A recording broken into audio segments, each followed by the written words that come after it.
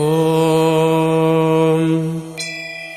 शुक्लाम्बरधरं विष्णुं शशिवर्णं चतुर्भुजं प्रसन्नवदनं ध्यायेत् सर्वविघ्नोपशान्तये।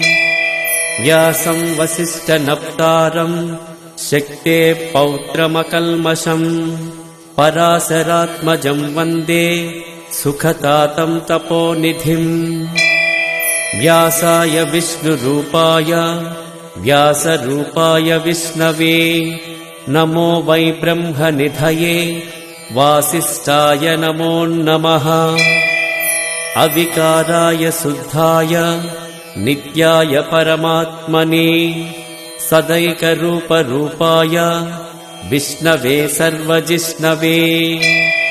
यस्य स्मरणमात्रेण जन्म संसारबन्धनात् विमुच्यते नमस्तस्मै विष्णवे प्रभविष्णवे।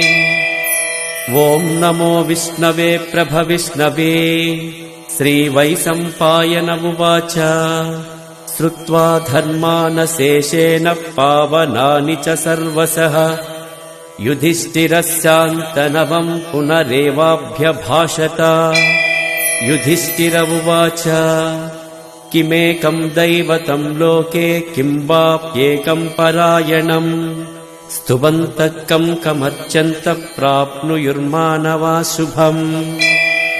को धर्म सर्वधर्माणां भवतः परमो मतः किं जपं मुच्यते जन्तुर्जन्म संसारबन्धनात्।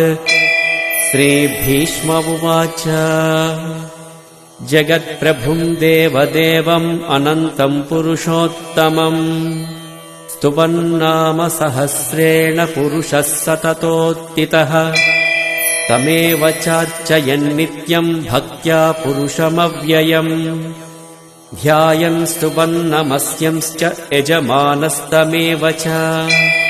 अनादिनिधनं विष्णुं सर्वलोकमहेश्वरम् लोकाध्यक्षं स्तुवन्नित्यं सर्वदुःखातिगो भवेत्।